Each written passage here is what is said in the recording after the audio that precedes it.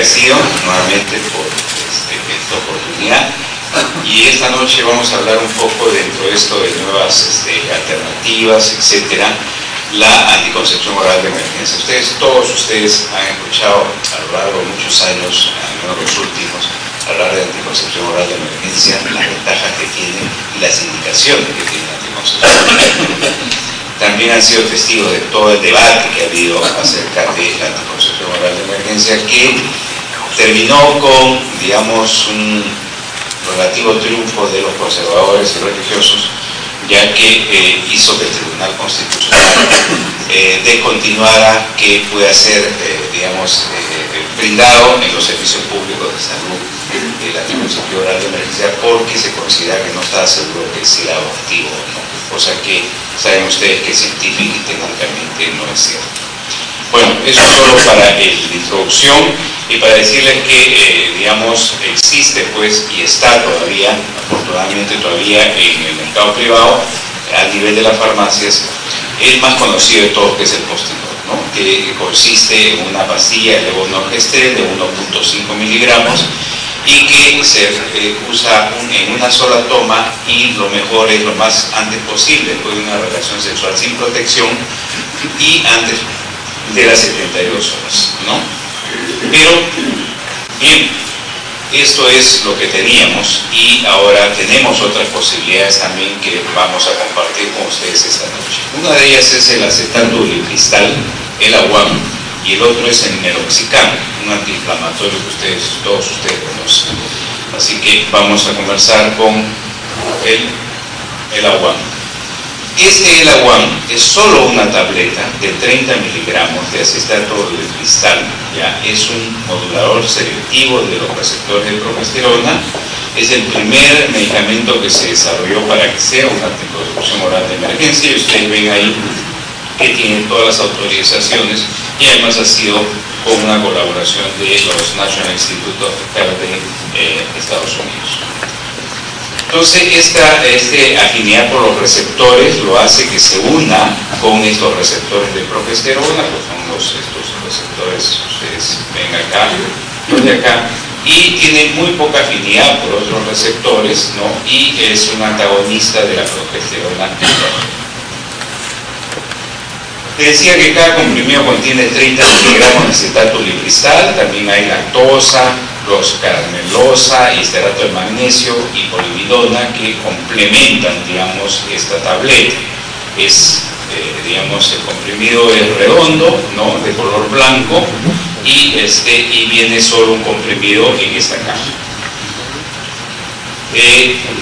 ¿Cuál es la diferencia de esto? Es que la anticoncepción oral de emergencia, dentro de las 120 horas o 5 días siguientes al haber mantenido relaciones sexuales sin protección o haberse producido un fallo anticonceptivo utilizado, era un tema en debate, porque se decía que el Postinor y el levonorgestrel podían alcanzar hasta los 5 días, pero indudablemente su efectividad iba disminuyendo. Entonces, aparentemente, este anticonceptivo oral de emergencia, el ulipristal, comienza a recoger esa necesidad o ese nicho. Entonces, el tratamiento es un comprimido que igualmente se administra lo más pronto posible después de una relación sexual, y no más tarde de 120 horas. Acuérdense que el levonorgestrel era solo hasta las 72 horas. Puede tomarse con o sin alimentos, y en cualquier momento del ciclo menstrual, y lo mismo que cualquier anticonceptivo oral de emergencia. Si hay vómitos o problemas de diarrea, se debería tomar otro comprimido. ¿Cuál es el mecanismo de acción? Todos conocen esta tabla de Wilcox, ¿no?, donde él señala que, digamos, la etapa más fértil de la mujer es el día de la ovulación, y más o menos los 5 días previos al día de la ovulación, más el día de la ovulación, lógicamente, ¿no? Y que esto está en relación que los espermatozoides, en primer lugar, pueden mantenerse funcionales hasta 5 días. El óvulo en el día de la ovulación se ha visto que no de las 24 horas, sino las 12 horas son las más probables después de la ovulación, y la fertilización ocurre en la trompa. Entonces, cualquier, digamos, de estos anticonceptivos orales de emergencia que funcionaba en estos días previos o el día muy cercano a la ovulación, iba a tener una acción que ustedes la conocen y la vamos a repetir o recordar en esta noche. Esto es, por ejemplo, el mecanismo del levonorgestrel, ¿no? Estamos acá, donde decimos que el día de ovulación es el día azul, hay una fase folicular de 14 días, una fase lútea de 14 días, acá está la menstruación, y la posibilidad de quedarse embarazada aumenta en los días previos a la ovulación, unos 5 días antes y en el mismo día de la ovulación, pero con un pico máximo de un 30%, ¿no? Y entonces, acá el levonorgestrel lo que hacía era actuaba a este nivel, inhibiendo o retrasando la ovulación y por lo tanto no se producía esto. Cuando el levonorgestrel se indicaba en un día muy cercano al día de la ovulación, era demasiado tarde para evitar la ovulación y por lo tanto las fallas comenzaban a aumentar. Y lo otro que sabíamos del levonorgestrel es que no tenía un efecto endometrial, por lo que aparentemente no tenía ninguna acción contra una implantación.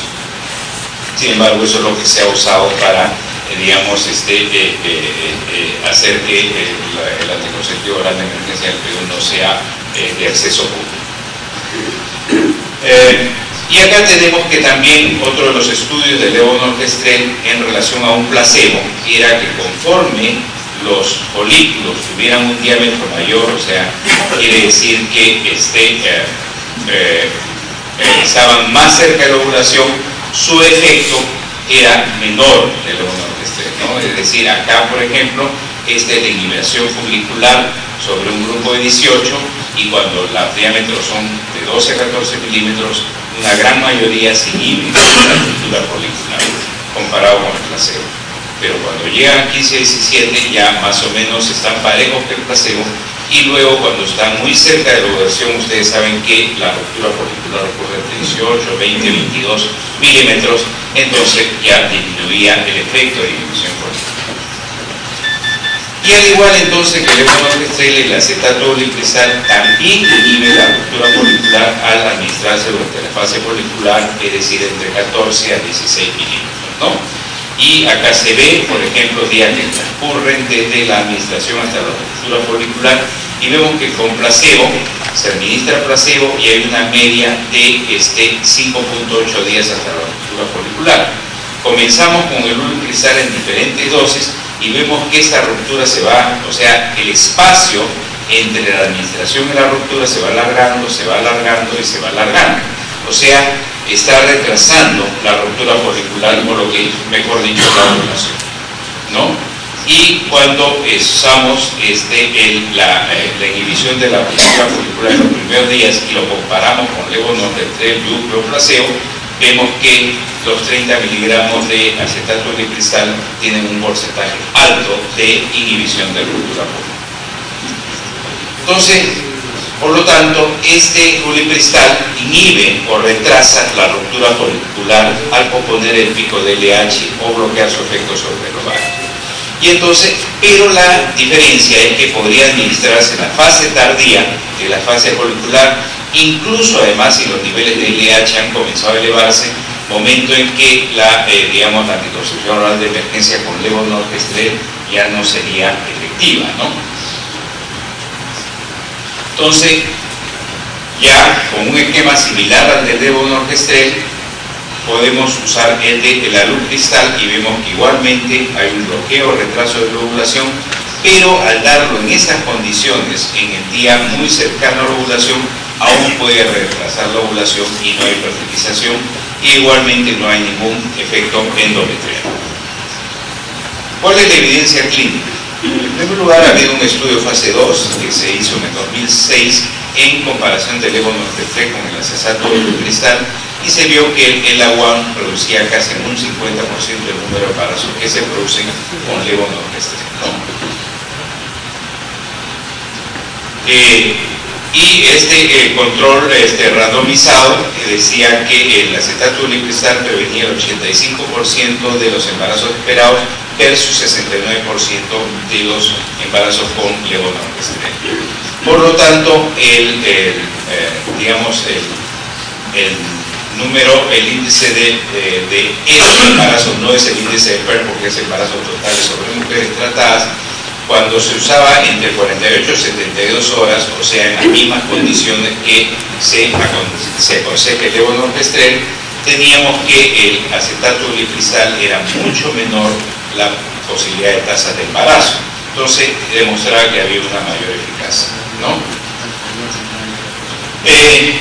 Entonces se trató de ver también qué pasaba con lo tardío, ya que les he contado que no hay ningún anticonceptivo oral de emergencia que puede usarse de pasar a 72 horas con bastante seguridad, y porque el levonorgestrel comienza a disminuir con el tiempo.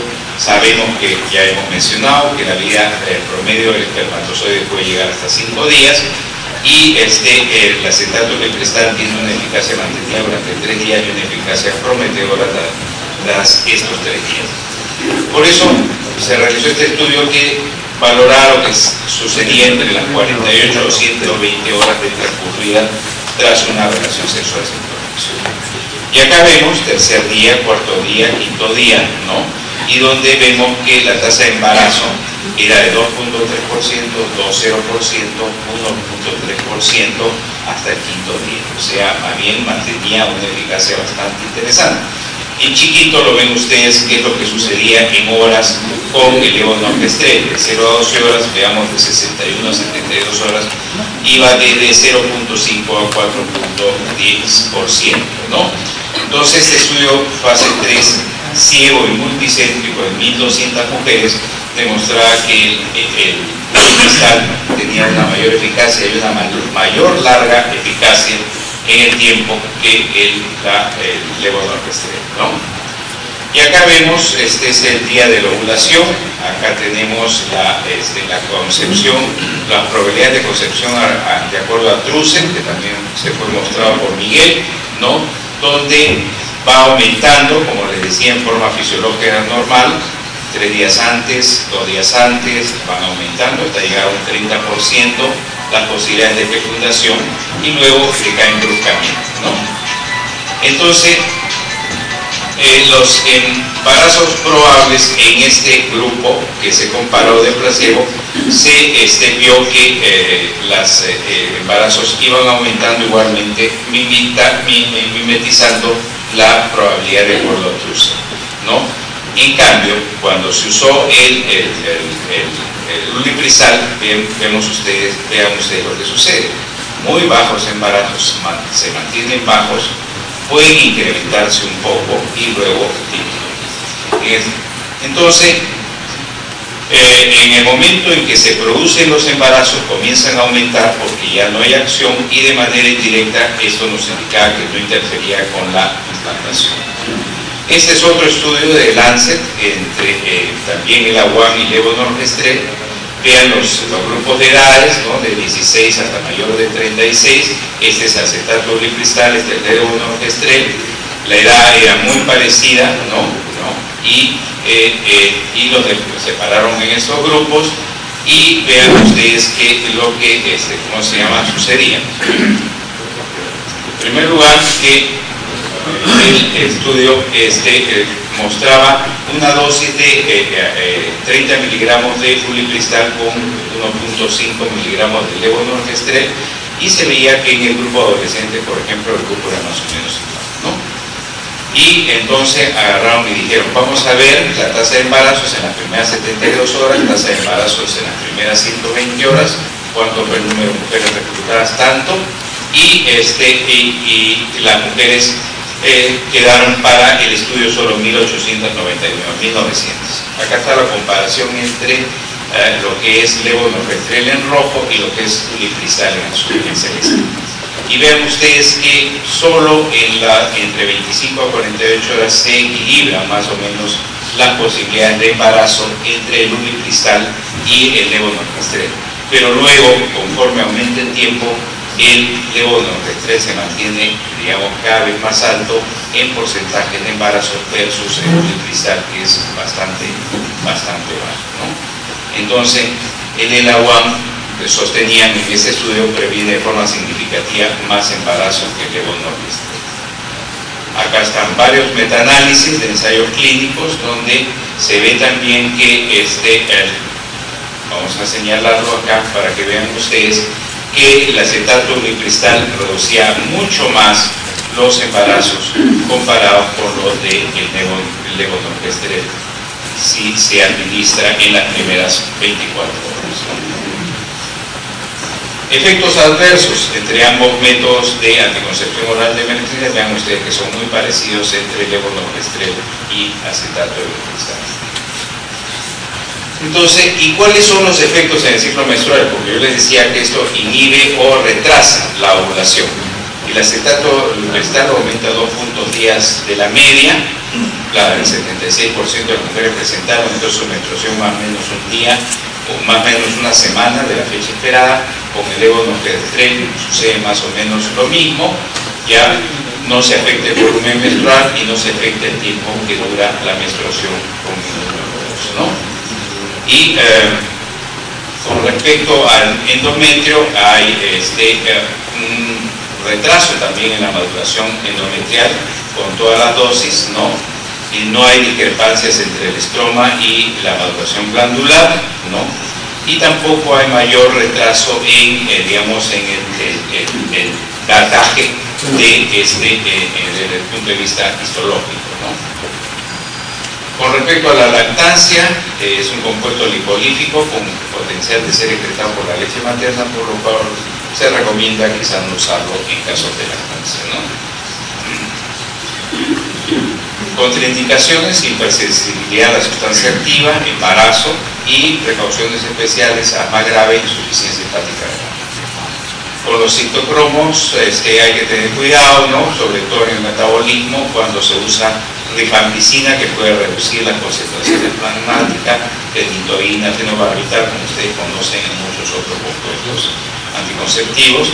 Y quienes pueden inhibirlo: el ketoconazol, también como sucede en otros, itraconazol, etcétera, clarithromicina, etcétera, ¿no?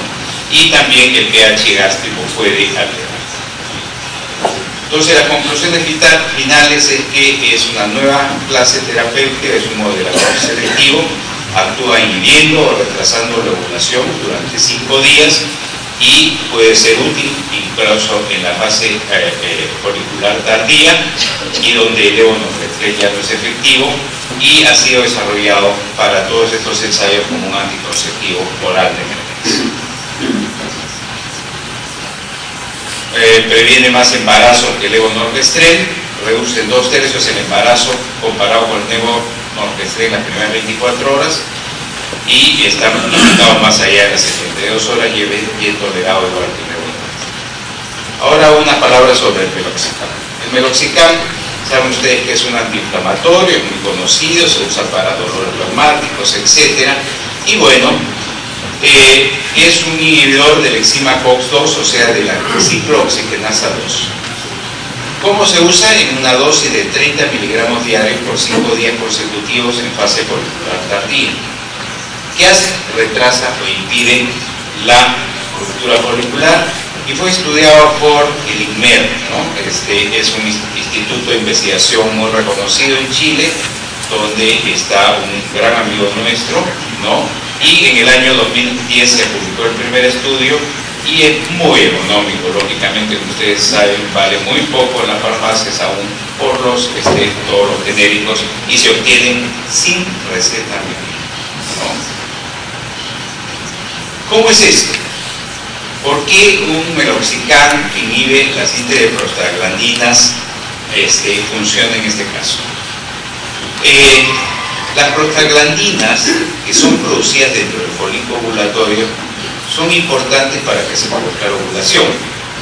Estimulan muchos procesos periovulatorios, incluyendo la expansión de las células del cúmulo que rodean al ovocito, mejoran la actividad de las enzimas proteasas que degradan la matriz celular para que se logre que el ovocito pueda salir del ovario.